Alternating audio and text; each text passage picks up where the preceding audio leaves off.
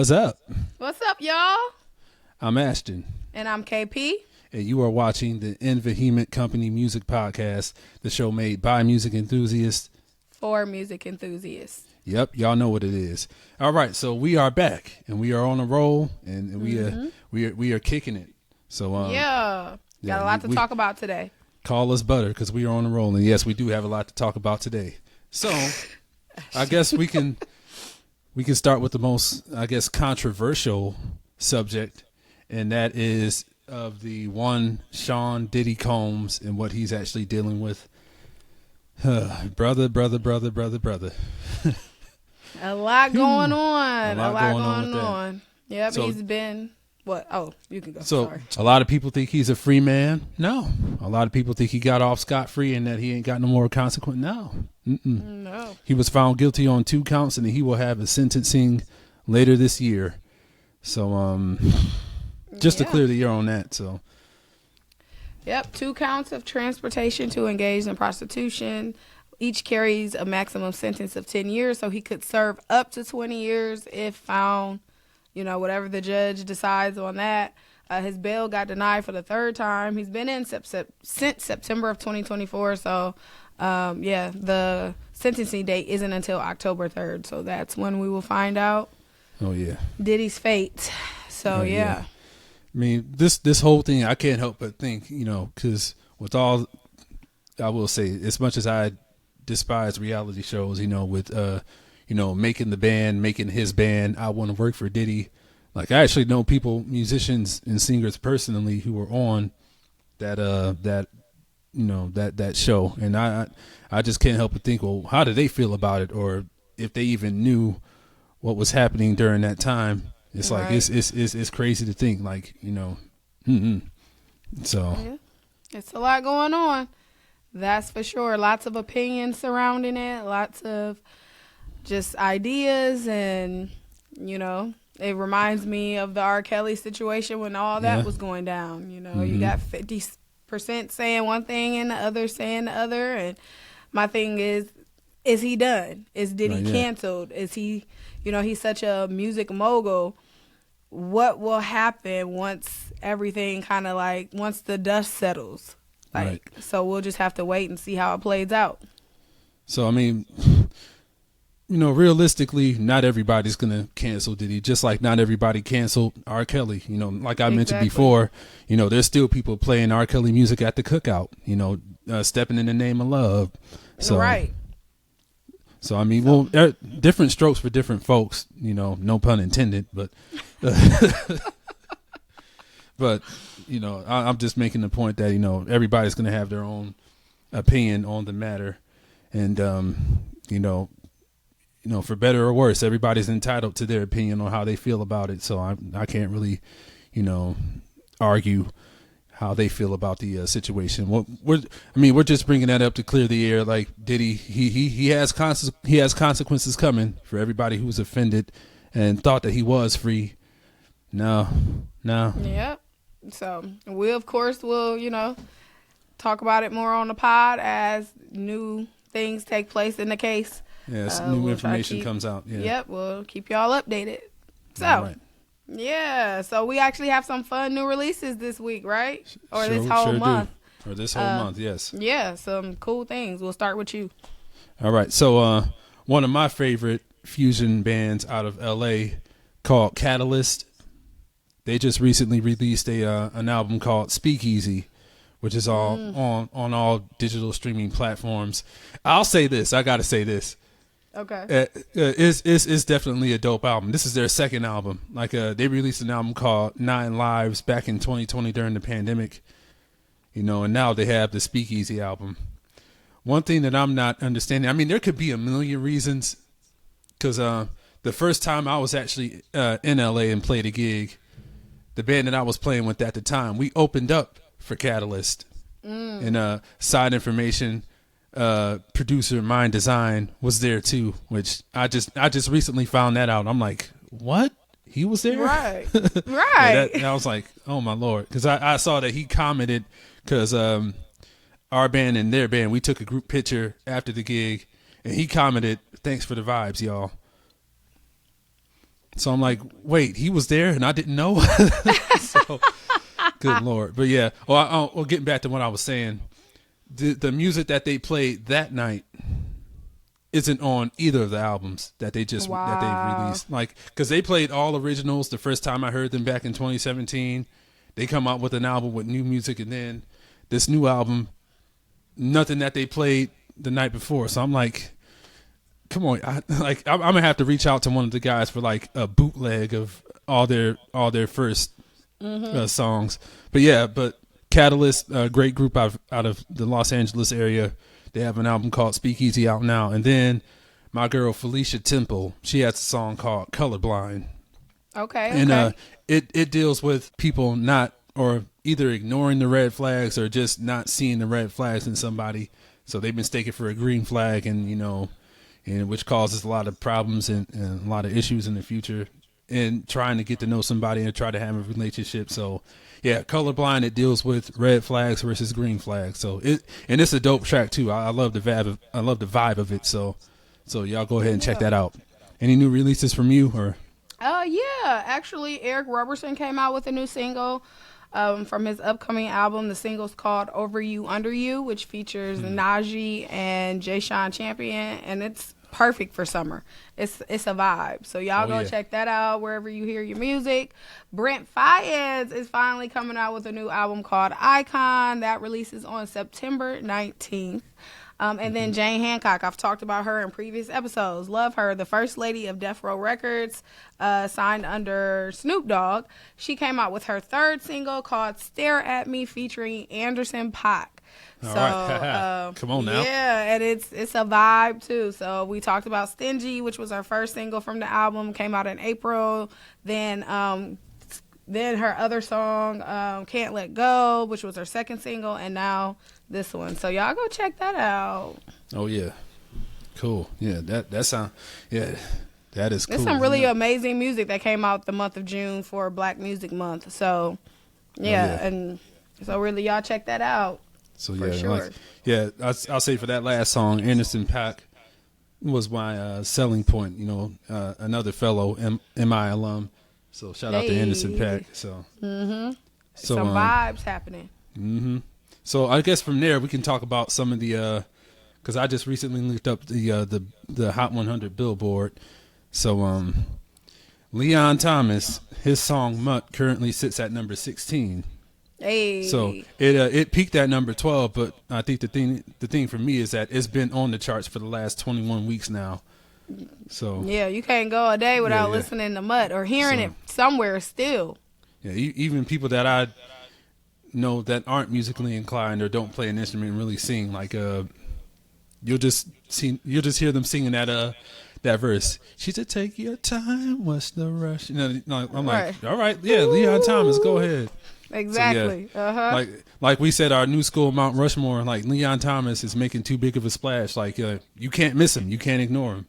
Yeah, he's taking advantage of this moment. So hopefully, he's been out for a minute before this, but this was the thing that really has, put him on a map for real. Yeah. So hopefully he rides this wave. It reminds me of how Lucky Day happened in a sense. Like he was out, but then when he came out with that first album and just like he hit the ground running, and he's been running ever since. So hopefully it'll be kind of like that same thing for Leon. I want to see that for him because he is absolutely incredible. Yeah, speaking of which, man, Lucky Day, what was that? What, season 4 or season 5 when he auditioned for American Idol? Oh wow! So I did not even know that. Yeah, I remember the clip because he was singing that Sam Cooke song, "A Change Is Gonna Come." Wow! I mean, he sounded amazing even then. So I mean, but of course it wasn't until for like another 10 years before he just blew up out of nowhere. So I mean, with Lucky Day, it's good seeing that he made his way to the top, and for the same as Leon Thomas, being on the charts for this long. Exactly. So shout out to Leon Thomas. And then the song Luther by Kendrick Lamar. It was number 1 last week, but it's down to number 6. But that song has been on the charts for the last 31 weeks. Yeah. So Kendrick. If this world remind you, Roman numeral 7, or whatever he said. So, But I hear that song on TikTok at least 10 times. I'll just be scrolling. Somebody's doing a dance or posting a picture with that song in the background. So Lufa, big Lufa. On the charts. Not Lil Lufa, big. Right. He should have called that song Big Lufa. BIG. It has done his big one. Yes, it has done his big one on the charts since he released it. So yes. But you seen Kings of Comedy when Cedric the Entertainer was talking about that? Of course, it's a classic. Big Lufa, not Lil Lufa. Big Lufa. Yes. BIGLUFA. So Luther. Yeah. Yes, sir. So you said you've been checking out the charts lately. Oh, actually, we have to talk about Terrence Martin and Kenyon Dixon. Mm-hmm. Their album "Come As You Are." Saying. Yeah, already on the charts. Yeah, number 7 on the contemporary jazz album charts, and then number 22 on the traditional jazz album charts. So. Absolutely, and I saw Alex Isley post on her page that she, for the first time in her career, hit the Billboard charts also with her new EP. So I'm not sure what number on the Billboard charts, but she's on there, and that's super incredible. Yes, I know she just signed to Warner Brothers, I believe, if I'm not mistaken. Yeah, but she was an independent artist for a long, long time. So excited for her and her new journey. Oh yeah, for sure. Yeah, absolutely. For me, it doesn't matter what number she's on. I'm just glad she's in the number. Exactly. The song says, "I'm glad to be in the number." So glad to be in the number. And speaking of Alex, we could talk about these Tiny Desks that has happened the month of June with the Black Music Month. You had A. Marie, you had Alex Isley. What kind of band are they? Rock and roll band? Living Color. Mm-hmm. Yep, you had them on there. You had CeCe Winans. Yeah, my girl. Hey, CeCe, like bro said on Sunday Best, trying to flirt with CeCe during his audition. Hey, CeCe. Hey, CeCe. But here, who else did they have featured on there? So yeah, Rico Nasty. Yeah, she killed her Tiny Desk concert. Rico Nasty. Mm-hmm. The legendary Stanley Clark, which I'm kind of bummed that I missed because he actually performed last week the same day we did at the Tri-C Jazz Fest. But his concert was he ended with one of my favorite songs of his, School Days. So, okay. Which my dad he actually we had that cassette tape. So the School Days album, which was released back in 1976.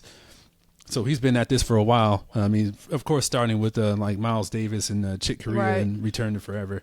And then I think one thing that kind of that makes me chuckle a little bit, Anne Marie's Tiny Desk concert. So I think a lot of people thought that the background singers were like some karaoke people that they just hired off the street or something like that. Especially when they sang One Thing, which I'm not. It went viral. Y'all go check it out on TikTok. It's there. I'm not knocking or demeaning anybody, like any of those background singers.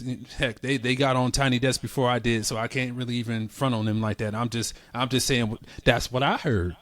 Other people. So I'm just making a note of that. We're just giving y'all all the information. But yeah, it was her first time. She is just resurfacing after like 20 years.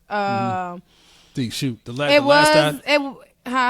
I was gonna say the last I saw of Anne Marie was like in 2009, 2010 when she was on the Monique show. Mm-hmm. So yeah, it's been a long time. I'm not gonna lie and say that I wasn't hoping for more. As a music enthusiast, as a creative, I wanted more for her and from her on the Tiny Desk. It felt like just a huge lack of preparation. I think I saw someone say that they didn't rehearse until like the day before the show, which would lead me to believe that's why the execution was the way that it was. It just really it was really no cohesiveness between the band, the singers, and A. Marie herself. There was a lot of criticism on her own vocals and how she sounded. Yeah, like I love A. Marie. She's a part of my teenage, early millennium, them early 2K years. Right. You Can't Go a Summer. That's literally the song that people think about when the summertime is rolling around. You want to play A. Marie. Why don't we fall in love? It's just a staple in black music. So, I'm a huge fan of her in the sense of like she was a part of my upbringing. Now, there's some controversy on was she ever really a singer. I feel like she came out and did what she did. Like she was who she was with her vocals. She never tried to be anything that she wasn't. And she made a name for herself with that. So you can't take that away from her. I think in her coming back out thing, I just want more from her. I want what I'm saying? Because she's been out the game for a minute. So she has the support of the millennials, but it's this new generation. If she's trying to come back out and really like make a name for herself with what is it, Gen Z? Yeah, Gen Z. She's going to have to come better than what she's doing. Kind of like Tidra, like Tidra Moses, like she came back out with her tour for her 20th release of her album. Like she's been killing it. Like she sounds amazing, she looks amazing, and she puts on amazing shows. And she's, she's getting the support of the younger people. Like she's really doing it. Like I love it for her. So that's kind of what I was hoping for with A. Marie with her comeback, and so. I mean, yeah, and I'll say this, it's kind of been rough for her with this comeback because I saw some clip where she was performing one thing live. It was some outside event, and she asked, had him cut the DJ, cut the music. Yeah, cut the music, yeah, and then started singing it a cappella. I'm like, what's the issue? Like, why do you have to sing this a cappella? It was like she was trying to prove something, but it didn't play out. It didn't play out the way that she was hoping it would. Yeah, and it was just like coming off of the Tiny Desk, situation. I would have thought she just would want to be kind of more low key with that and not necessarily prove herself because there's really nothing to prove. Just do you and be better. And that's really it. So I'm hoping that those kind of viral moments for her in the negative sense stop because I would love to see her resurface in a way and hit the ground running and make some noise, Oh, yeah, for sure. in the music scene. So we'll see what she does. All right. So, even with all that, I'm glad to see that she's back and back on the scene and, performing and recording as well, because she's going to have to release some new music if this is going to work for her. Exactly. And I know she was working on new music with the same producer that did her stuff before, I believe. So we'll see. Yeah, we'll see. We shall see. Time will tell. That's the one thing you can't you can't get around. Shoot, time will tell whether you made the right decision or not. Exactly. Right. Ooh, you must be confused. He belongs to me. The boy is mine. So Monica and Brandy on tour. They have decided to do this joint tour. So again, y'all can check out their IG for the tour dates. Tickets are already on sale. And you have everyone going crazy. All the millennials are going crazy. Everyone's going crazy. You have some. Yeah, you have some who are Team Brandy, some who are Team Monica. So it's really going to be an exciting, interesting tour, to say the least. Oh, yeah. Looking forward to seeing clips and different things concerning that. Yeah, right. Yeah, no, I love Monica, but you can count me on the side of Brandy because, she has all my hits, like What About Us, Full Moon, like the whole Full Moon album. Golly. Yeah, because he is, listen.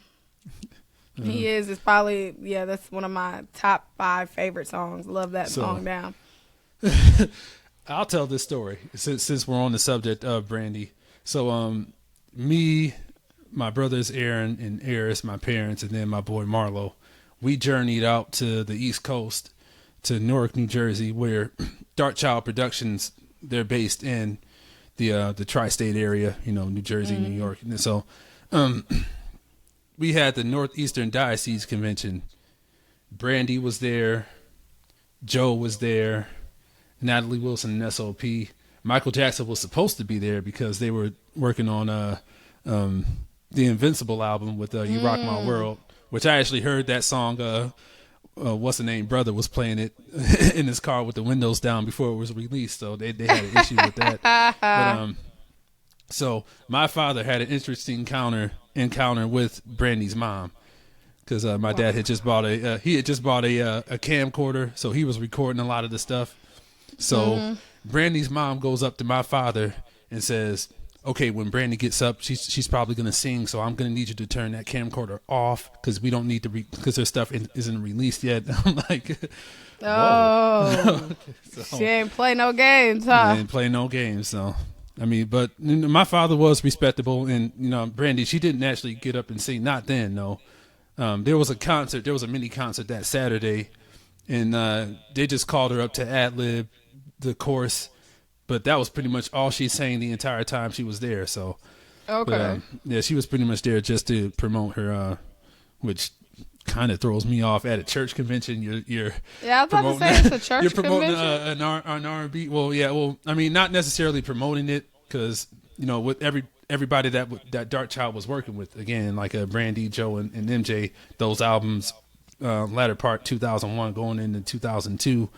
For the albums to be released during that time, they just had them all come to the not Michael Jackson, but everybody else to the convention, just to show their face and stuff. I think that's pretty dope within itself. Like they're just coming to a service and not singing, just making their presence known. So exactly, yeah. So man, so that's cool. Somebody who I really wish would have been there. I mean, kind of would or would not. I wish the members of Guy, Damian and Aaron Hall, could have been there at that. Oh, that would have been dope. Because they all grew up in New York at the same time. Yep. So, and everybody in church know Todd Hall, so Prophet Todd Hall. So that would have been pretty dope. Yeah. Oh yeah. That would have been. Sure. But other than them being on tour, Floetry is having their first reunion. Like, for many years they've just parted ways and done their own things for personal reasons. Getting them back together never seemed possible. But they are going to be doing a couple of shows together, celebrating 25 years of Floetic. It's a part of the Dave Chappelle soundtrack series, and so that is happening in Yellow Springs, Ohio, July 31st through August 1st. So if you're around that area and you are huge fans of Floetry, they will be together. Marsha and the Floeses will be together for their reunion. I'm trying concert. To tell you, Ohio's the state where everything happens. Like we're responsible for so much stuff. Like so much. Yeah, y'all better get on board. Like there's too much happening here for y'all to be passing us over. Exactly. So, yeah. Exactly. So y'all make sure everybody in that Southwest Ohio area, hey, however y'all got to make it, go. Go check it out, because I'm sure that's I want to be there myself, like to see them back in concert again. Don't know if it's ever gonna happen again, so you better get out there if that's what you want to see. But segueing into the Essence Fest that's happening. Yes. Actually, as we're recording, they're on their second day of the Essence Festival. So the theme this year is Made Like This, celebrating resilience and Black excellence in today's climate. So that's the theme this year. Lots of wonderful artists on the main stage. You got Maxwell, Babyface, the Isley Brothers performed last night, Glorilla. Yep. So those were all yesterday's. Today, which is Saturday the 5th, it's all about Philly. So the theme is a Philly genre. So you got my favorite female artist of all time, Jill Scott, will be Philly on the main stage. So I will be watching that live stream tonight. I will be up with my popcorn and drink, looking cute, watching my concert. So you have Jill, Jasmine Sullivan, Patti LaBelle, DeVito, Erykah Badu, Summer Walker. They will all be on the main stage today. Amazing show. I'm going to make it to Essence Fest in the next 5 years. I have to go. Yeah. Like, we may have to go as like a company thing, you and I, for our own, see who we can get interviews from while we're there. Exactly. We're going to have to plan that. And then Sunday, Nas, Dougie Fresh. They're marketing Essence 55th year. So it's going to be a trip. Yeah. So also they're doing a tribute to Quincy Jones, and that's going to be curated by Jermaine Dupri. And Masterpiece final festival performance will happen with No Limit Soldiers and some special guests. Make him say, na na na na. Come on now. Yeah. So it's going to be some amazing talent on the super lounge stages, which are like the smaller stages. You're going to have Lucky Day will be performing, Donnell Jones, Money Long, Yo Girl. Yeah, so it's going to be some good shows. Like we said, it's currently happening as we're recording. So we will let y'all know on another episode how those performances went and what we thought, because I will be tuning in for educational purposes. So I can come back to y'all with my thoughts. and I'll be in Pittsburgh playing a gig. How about that? So exactly. I'm going to miss it all. He'll miss it all, but that's why it's two of us, you know? So I will be taking notes and getting the information to give you guys. But yeah, so lots of cool things happening. And then we have July, which is Independent Artist Month. So we will be highlighting a lot of wonderful independent artists this month, piggybacking off of June, which was Black Music Month. So you guys have to check out our Instagram page for all the special prompts and stories and different people we will be highlighting. We're going to highlight some Ohio artists. Shout out to Ohio. Y'all know how passionate we are about highlighting artists and creatives from Ohio. So it's going to be some special posts dedicated to them. And yeah, just keep on the lookout. You never know. We might have a special guest on here from Ohio to wrap it all out. So just keep your eyes out. Make sure you're subscribed to this page. Make sure you follow our IG page. All will be in the description box. But yeah, it's like, summertime is music time. It's just a lot it's a lot going on all the time in the summer. So yeah, y'all. So can we call it on that? Yeah, I think we hit a lot of nails on the head today. So a lot of nails on the head, and it didn't take all day or all night to get it all to get it all out either. So exactly. Yeah, so this was cool. Anytime we can just get on here and just talk and not have to deal with any third party circumstances. It's always a good time. But yeah, make sure y'all like, comment, share, subscribe, hit that notification bell for the next episode and upcoming shorts that will be uploaded to the channel as well. So again, you are tuned in to the Invehement Company Music Podcast, the show made by music enthusiasts for music enthusiasts. That's right. Peace and love, y'all. Peace, y'all. See you later. We will see y'all soon. Yes.